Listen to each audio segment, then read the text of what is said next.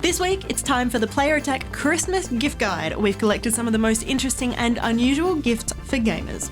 It's also our final episode of the season, so we're taking a few minutes to look back at the year that was 2013 and to look forward to what's coming next. This is Player Attack.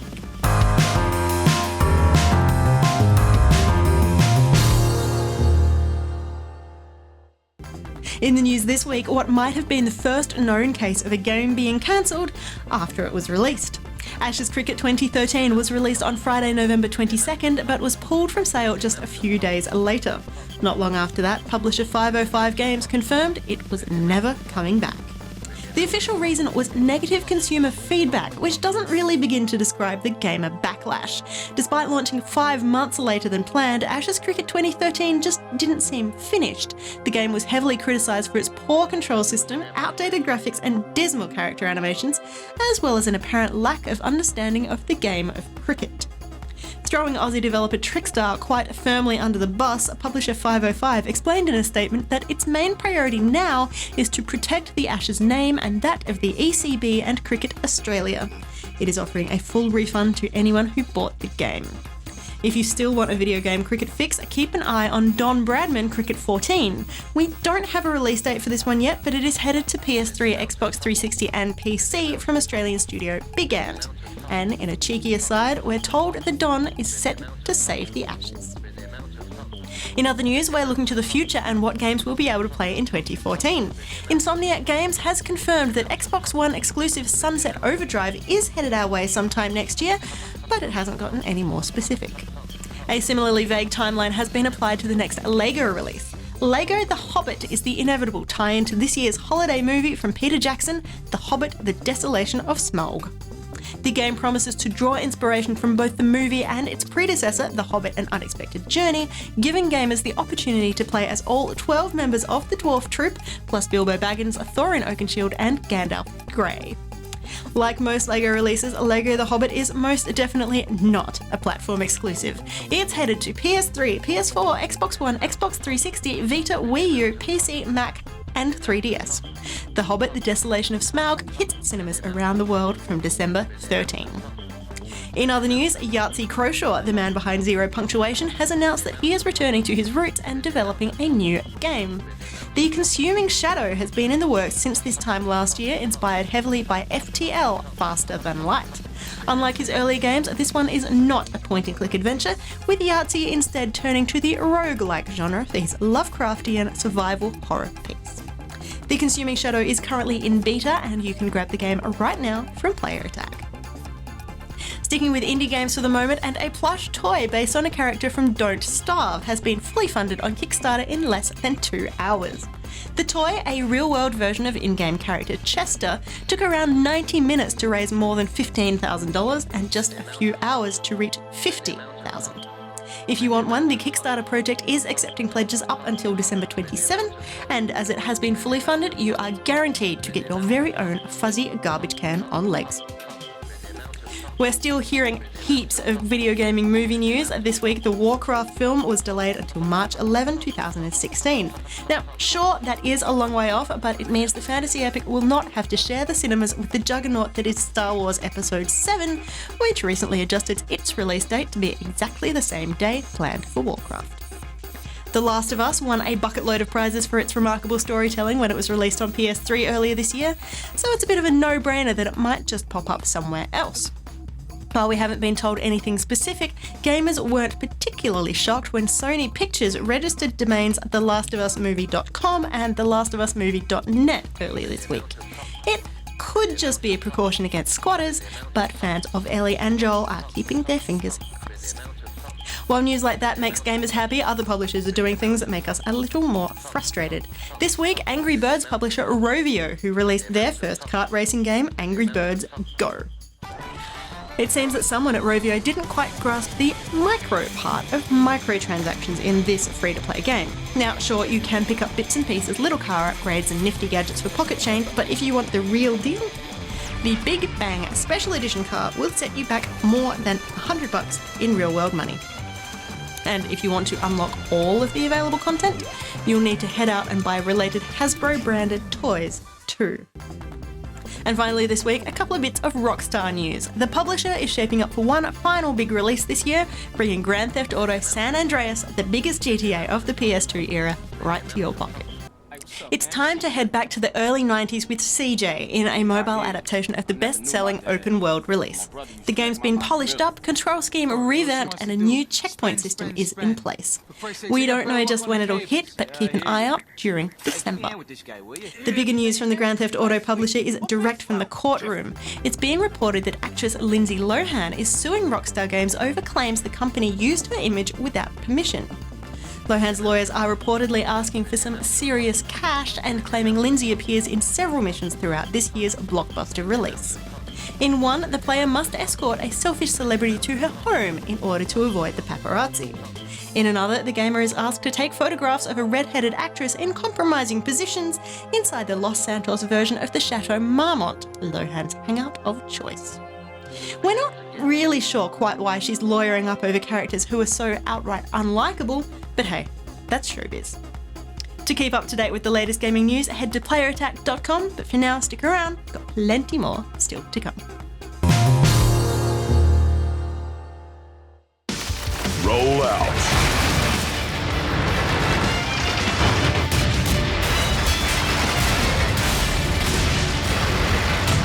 World of Tax. Play for free at tax.asia. Well, it's December, which means that if you haven't already tackled your Christmas shopping, it's time to get a move on. We're guessing you're pretty well sorted for games, but what do you get the person who already has all of the latest releases? We've got a few ideas for some slightly unusual gifts you can pick up for friends and family no matter what they're into. First up, Sphero. This simple white ball is actually a full robotics kit and you can control it with your mobile phone. The first and most obvious use for Sphero is as a remote control ball, which will zip around your lounge room floor. It's good for confusing people, playing with pets, or generally trying not to run into things. The official Sphero app is available for both iOS and Android, and it is a great way to familiarise yourself with the device. You earn points by rolling around the room, and these points can be used to upgrade your experience, make Sphero roll faster, change colours, or spaz and buzz around randomly. But that's just the beginning. If you're after something a little different, there's an assortment of other apps available for your smartphone, including some, like The Rolling Dead, which uses augmented reality to give a reason for your mucking around. Sphero gets really impressive when you look into apps like MacroLab and Orb Basic, which actually let you program what the ball gets up to. Change colours, roll in specific directions, rotate. It is the most modern interpretation of the old school Turtle program we could imagine. Instead of drawing lines on the screen, you're tracing them out on the floor. If you do choose to pick this one up, we recommend getting the optional nubby cover to go with it. While Sphero will zip around happily on smooth surfaces, if you have thick carpet or want to take it outside, it needs the added rubber grip. Now, earlier this year, we featured a selection of remote-controlled quadcopters, and after spending a bit more time with the Blade 350QX, it has earned itself a place on our list. This is a great piece of technology, whether you're a fan of model planes, someone who enjoys photography, or somewhere in between. This is a remote-controlled quadcopter with an impressive amount of bells and whistles that makes it easy to fly. But the most exciting part? The anti-vibration mount, designed specifically to hold a video camera, like a GoPro, so you can get some impressive aerial footage. If you've never flown a model aircraft before, that's not a problem. The 350QX features a very useful smart mode, which means that no matter which way the quad is facing, pushing the stick away from you will make it fly away from you. That feature can be a little frustrating for experienced model pilots, but if you're trying to capture something on film, it's great. If you prefer a challenge, try the agility mode, but be warned, it's pretty twitchy and you might need a few spare parts close by. Remember, if you are thinking about giving someone a quadcopter this holidays, there are a few things to remember. You will need a remote control radio to fly, and you may need insurance to fly legally. Ask your local hobby shop for more details. If you've been watching Player Attack for a while, you'll be familiar with our amazing Tetris wall. These colourful blocks are actually stickers from Las Vegas company Walls 360, and they're just a couple of the designs on offer. If you've ever wanted a life-size Commander Shepard to loom over your gaming room, head straight to walls360.com. If Broshep doesn't do it for you, there's also artwork from Alice Madness Returns, Command & Conquer, Battlefield, Dead Space, Jetpack Joyride, Moshi Monsters, and Plants vs Zombies, to name just a few. Each sticker is available in a range of sizes from just over 6 inches tall all the way up to 6 feet, depending on design. They're printed on repositionable, waterproof fabric material, which is scratch, tear and wrinkle resistant. If you stick it in the wrong spot, it's a simple matter of peeling it off and starting again, as many times as you want without leaving any marks or damaging the walls. And if for whatever reason you don't want to decorate your walls with gaming icons, there are plenty of other wall stickers on offer, including Star Trek, The Very Hungry Caterpillar and Fraggle Rock, as well as a bunch of vintage artworks, creative window views and old school trading cards. There really is something for everyone. Welcome back to the Player Attack Christmas Gift Guide for 2013. We've already covered a bunch of ideas that will suit the gamer who has everything. What about presents for the gamer who doesn't? For your clanmate whose mic never works and who can never hear you in-game, we recommend a SteelSeries headset. I've been using the Siberia V2 in obnoxious heat orange for a while now, and I love the suspension design that always provides the perfect fit. And yes, I leave the pulsing lights on, but you can turn them off. That said, you can do better. The Siberia Elite is sitting pretty on my Christmas wish list. It has all of the bells and whistles of the V2 with a few nifty tweaks. I particularly like the interchangeable plug system, which means I'll be able to use it with my iPhone and other devices that don't have a USB port, as well as the fact that the colour shift mode means I can have all the colours of the rainbow on my ears. On a more serious note, the Elite, like the V2, has a retractable microphone, so you don't have to worry about it always being in your face or accidentally taking it off and losing it. The Elite also comes with Dolby headphone technology and ProLogic 2X for a better, more immersive sound. And while there's no noise reduction as such, the super thick ear cushions will give you an insulated chamber on the inside, preventing noise from getting in or getting out. Now, we know that PC gamers can get their frag on with the most simple of peripherals, but why settle for less? The Razer Black Widow is a mechanical keyboard, which means it's a little bit noisier to type on, but a whole lot more satisfying. Each key press activates a tiny switch to give you a distinct click. Whether you're playing a game or just updating Facebook, it's the little things that count. This is the keyboard to get for hardcore PC gamers. If you mash a piano keyboard with your hands, you will hear 10 different notes as each finger hits a key. If you mash a Razer keyboard, you'll get 10 characters pop up on your screen thanks to 10 key rollover.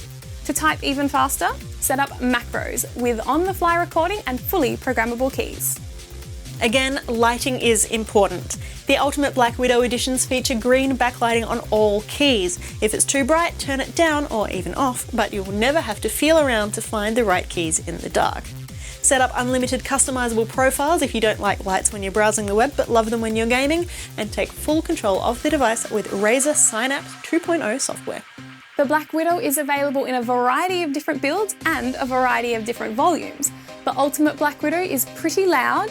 If that's going to be a problem, then look for the Ultimate Stealth Edition. And if you want something a little bit smaller, try the Black Widow Tournament Stealth Edition. After all that, if you're still not sure what to get, if you're in Australia, check out the Game Traders Christmas Gift Guide. It's out now and is absolutely packed with some impressive bargains. Don't let the name fool you, Game Traders is not just about games. This Christmas they have a stack of Adventure Time gear, whether you want figures, plushies or box sets of the series. There's also piles of anime, One Piece, Dragon Ball Z and Ruby, alongside with the dreamy artwork of Studio Ghibli and the retro goodness of Samurai Pizza Cats. Plus, if you've been looking for the best retro stocking stuffers, your quest ends here. Mario, Pokemon, Pac-Man, and we haven't even started on the board games, collectible movie props, comics and graphic novels, backpacks, headsets, controllers, cases, shirts, and of course, games for all ages. Pop into your local store, visit gametraders.com.au or head to issue.com/gametraders for the latest copy of the digital magazine full of these great holiday deals. Roll out.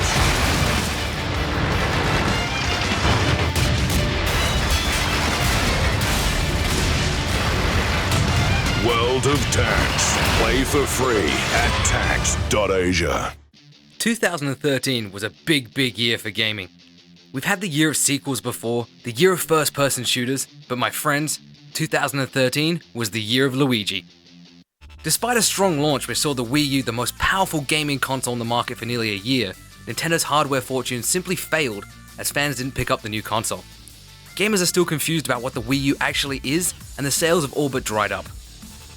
However, Nintendo's software sales are still going strong, with new titles released in 2013 for Zelda, Mario, and Pokemon. Other publishers have been accused of simply relying on milking older franchises, but Nintendo brings something special to the table. Critics are already calling The Legend of Zelda: A Link Between Worlds one of the best in the franchise, while gamers are still trying to catch them all months after release in Pokemon X and Y. Don't forget, Nintendo also brought out its own console this year, the 2DS handheld. At first, we thought it was a bit of a joke, a 3DS without the distinctive clamshell design.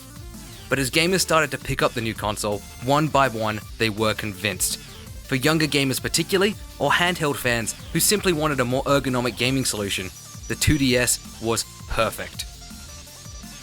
Obviously though, that wasn't the major console release of 2013. This year the planets aligned and gave us two brand new home platforms, with Sony being the first of the punch, announcing the PlayStation 4 back in February. We were promised the most powerful platform ever, with a hefty emphasis on social interactions. The new DualShock 4 controller boasts a share button, so you can show other people just where you're up to in a game, and a new touchpad has been added as well. However, one thing had been taken away from the PS4, backwards compatibility.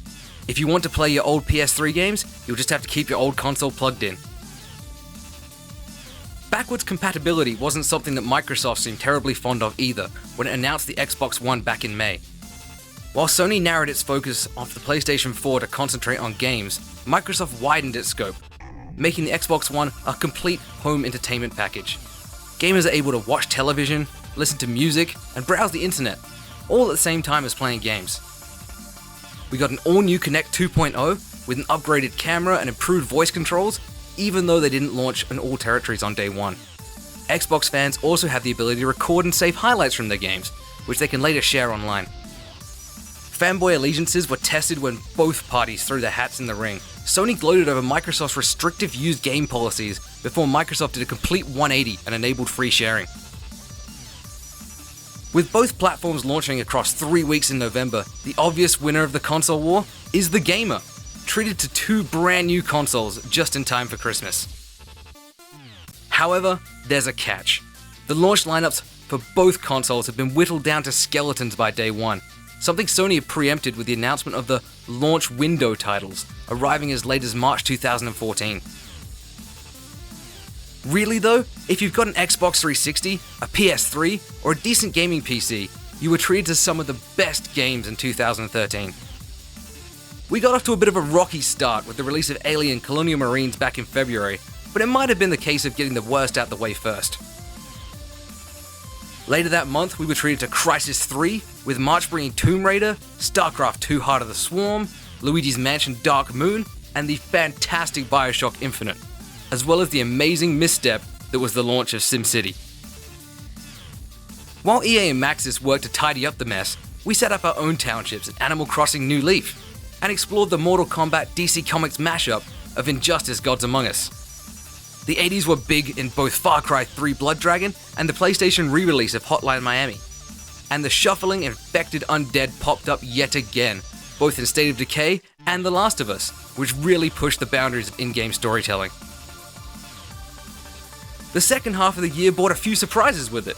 Pikmin 3 was just as good as everybody wanted it to be, Dota 2 snuck out before anybody realized what had even happened, and the world fell in love with bureaucracy with the release of Papers, Please. Console gamers were given a bit of a mixed bag, with Disney Infinity's glorious toy box, Diablo 3 marking Blizzard stepping out of its PC exclusivity, and the sun-soaked adventure of The Legend of Zelda Wind Waker HD. But this was the calm before the storm. The holiday release season started off early this year with the arrival of Grand Theft Auto 5. After that, we've had, in rapid succession, the cinematic experience of Beyond Two Souls, productivity-draining Pokemon X and Y, even more productivity-draining Plants vs. Zombies 2, and the episodic goodness of The Wolf Among Us. And then they brought out the big guns. Pirate Freerunner Assassin's Creed 4 Black Flag, the seemingly annual FPS shootout of the latest Battlefield and the Call of Duty series, Resogun, a downloadable side-scroller that took the PS4 by storm, even more zombies in Dead Rising 3, and the high-definition, high-detailed races of both Forza 5 and Gran Turismo 6. The year's almost over, and we're looking forward to 2014. Our crystal ball is still a little murky, but we can see exciting things ahead, like the reboots of Thief and Wolfenstein, remastered Fable Anniversary, a new Final Fantasy, a new Castlevania, a new Metal Gear Solid, and the MMO release of Elder Scrolls Online. And of course, there's new franchises on the way too. The Evil Within and Dying Light bring the scares, Fantasia Music Evolved brings the tunes, and the oft-delayed South Park The Stick of Truth brings the adult humor. With big-name games on the way like Watch Dogs from Ubisoft, Destiny from Bungie and Activision, and Titanfall from Respawn and EA, 2014 is shaping up to be a good year for gaming. I'm Christopher Sabat, voice of Vegeta on Dragon Ball Z, and you're watching Player Attack. See this? Can you get a close-up? Oh, never mind. Bye! And that's about it for Player Attack this year. Thanks for watching. We've graced your screens in more than 30 episodes since April, and next week marks the beginning of our summer series. We're revisiting some of our greatest interviews, reviews, and features, but rest assured we'll be back with new content in the new year. Before we go, we'd like to extend a very special thanks to all of the publishers, developers, and distributors who have helped us out over the year. As well as that, though, we want to thank you. Everyone who entered our competitions, sent in emails, gave us feedback, or liked our posts online. We wouldn't be here if it wasn't for you. Player Attack is run by a small team, and we value and appreciate everyone who took the time to support this brand new project. Onwards and upwards to 2014. In the meantime, you can catch us on playerattack.com. We're on Facebook, YouTube, and Twitter, and if you've got something you want to say, send us an email, mailbox@playerattack.com, or just hop on our forums. Till next year, I'm Jessica Citizen, and this is Player Attack.